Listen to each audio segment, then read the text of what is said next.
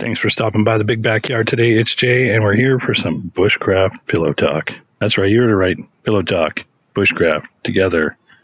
Okay, maybe more Campcraft.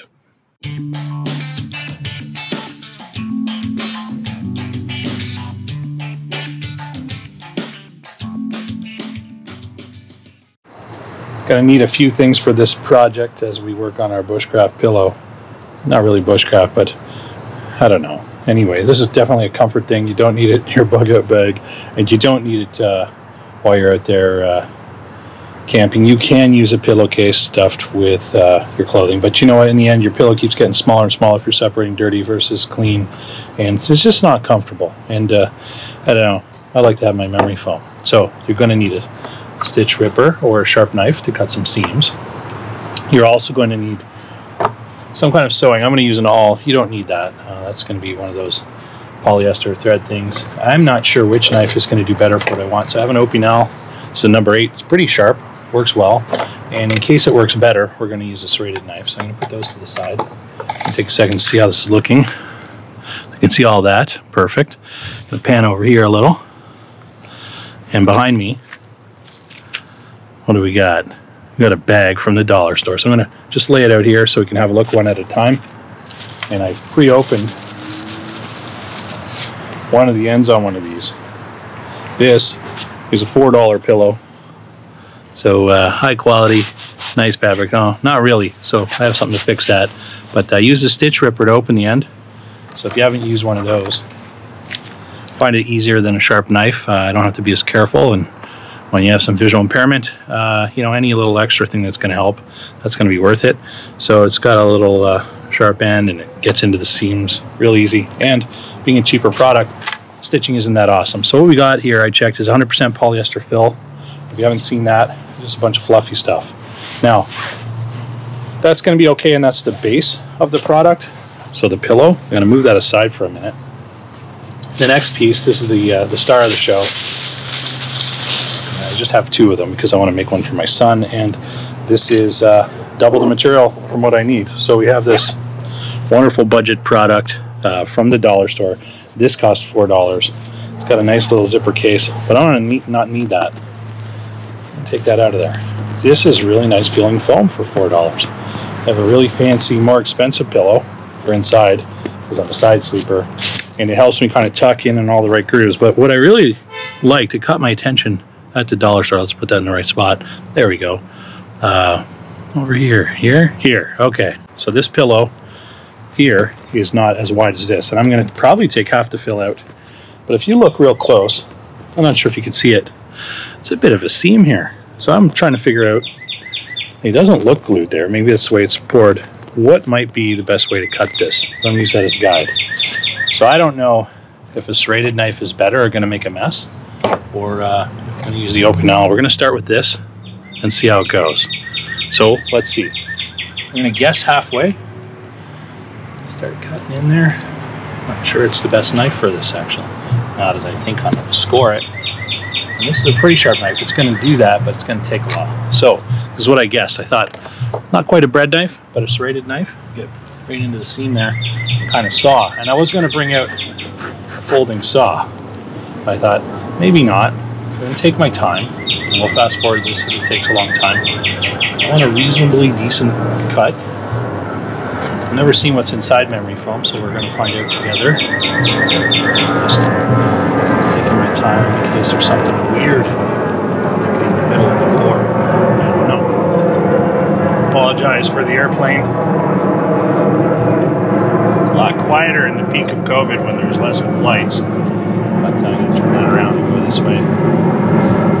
A little like prepping a pork butt. You got to get that fat off the bottom, right? So we just take our time and cut through it.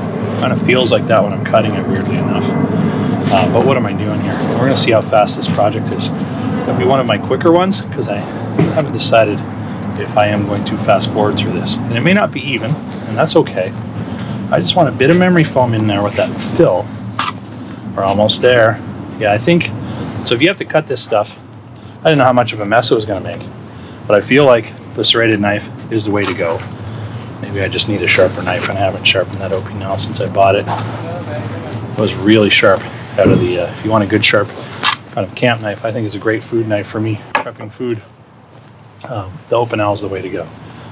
Now this one's slightly slimmer. That's okay. We've got 2 pieces of memory foam. The idea is, if we squish one of these in here and then sew this up, perhaps we'll have a more comfy pillow. But right now, it's a little overstuffed. So take some of this out. I might actually fill one of the baffles of my sleeping bag that's feeling low by stitch ripping the end and popping that in there. I really like making my own stuff or making something better or repairing it. Just sort of a certain satisfaction that comes with that not everyone understands. Some people just want to buy something. That's okay. But some of us like doing weird projects. Keeps us busy. So I'm spreading that out. I think I've taken about 1/3 of the stuffing out. Okay, so a lot more room in there. I'll slide that in. Probably say hi to the neighbors there. They don't even know I'm doing this. So I'm going to put this in there, and I'll move around the fill the way I like it in a second. So I'm picking it up. I'm sorry if you can't see that. Stuffing it in, moving it around. What I'm hoping is I can get some of that extra fill on the ends, kind of shape it out a little better so it's even. But what I want is a pillow that when I sew it up is going to be comfortable, but also still roll down. So I think this might fit the bill. We'll see.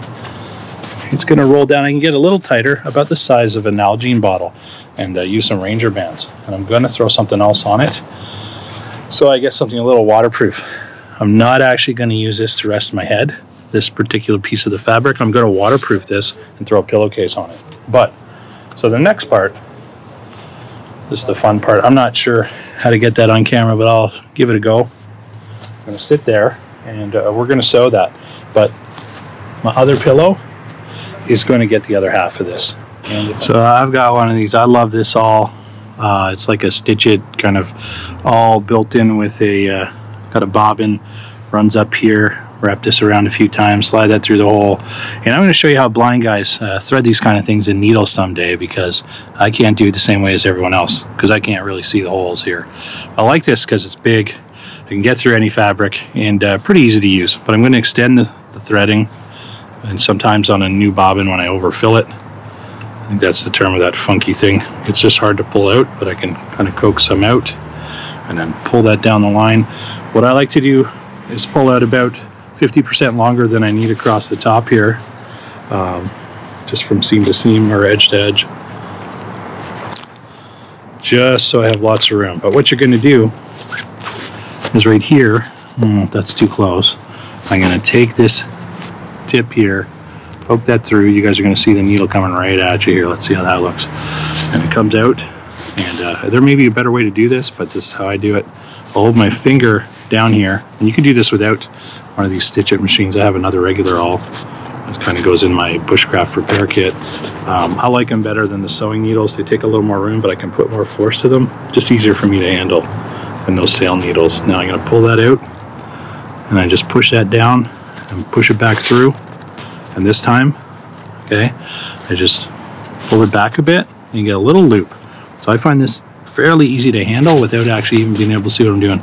And this, because I can't see the edge, I just grab a little loop of this, push it through and pull it out. So it's not fast, not a fast process at all, but it's not going to take that long. So I think this is a case where I'm going to sit back a little, hopefully you can see that, and let's just stitch through it. Now if I have any fill sticking out, I might double stitch that if you get some foofy stuff, and then I might even burn it off to see what happens. But I guess this is going to take probably 5 minutes to come across from here to here. And that's almost my pillow project done. So sit back, maybe grab your own thread and needle as you sew along with Jay in the big backyard.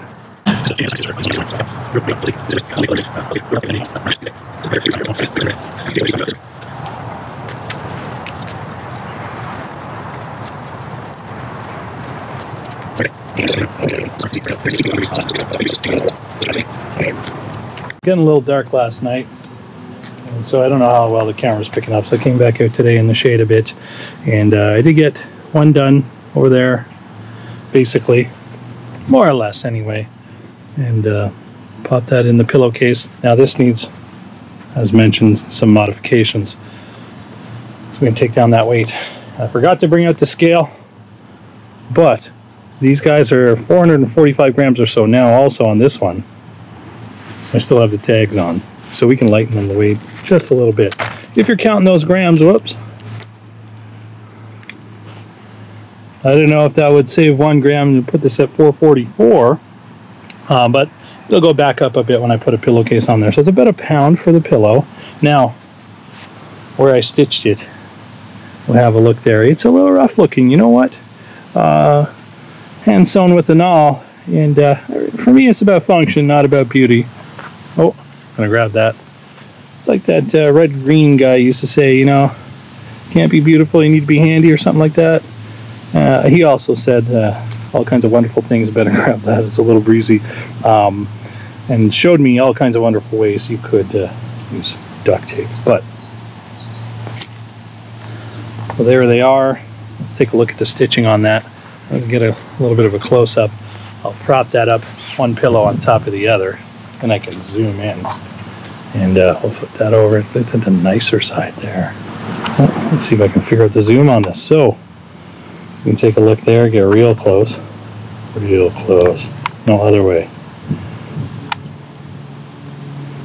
You know what? That's even too close for a blind guy. There we go.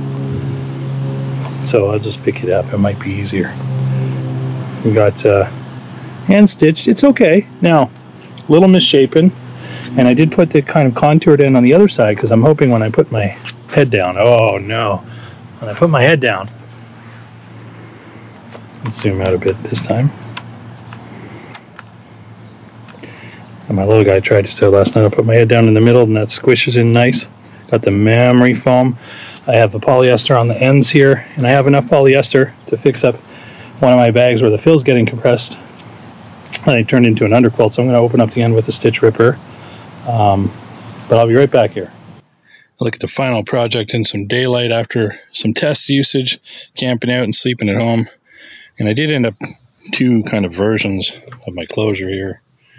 And my stitching is rough, but it does the job. I'll take a closer look at those. So this one,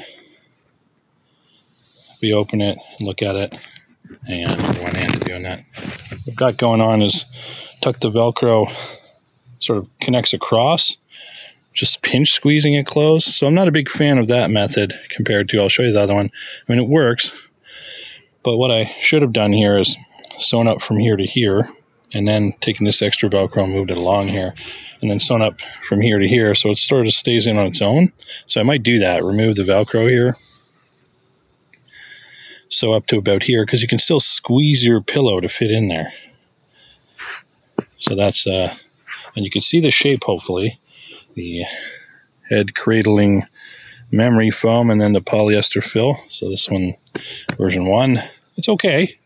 And I'm going to go back and mod it. Now this worked better if you're going to do an overlap, I find, because what I got here, just put you real close, is the Velcro. This folds over and then that pulls over top. I find it doesn't come open and I'm not tugging on it as much. And I like to put this side towards the bottom part of my neck because I kind of squish this up here and then put my head down. So I don't know if I call this Bushcraft. I throw that in there just to be weird, you know, Bushcraft Pillow Talk, just because it does sound weird. Could be a campcraft or whatever, and not just for camping. And remember, these guys roll down pretty good too. It fits inside of a Ranger band, even one-handed. I can compress that a lot smaller than it is. Not super heavy, and you still get that luxury of, well, whatever fill you want. Go to your budget store and get one of them skinny pillows, and you're going to save a lot, have the satisfaction of making something, and get it the way you want it, more or less. You know, silk covers might be nice, but these will wash well. And you get, you know, no worries if something happens to them. You can make them again or adjust them. You know what went into them. And, it, you know, give one to a friend, because you'll probably end up with more than enough material to do one thing when you do these projects.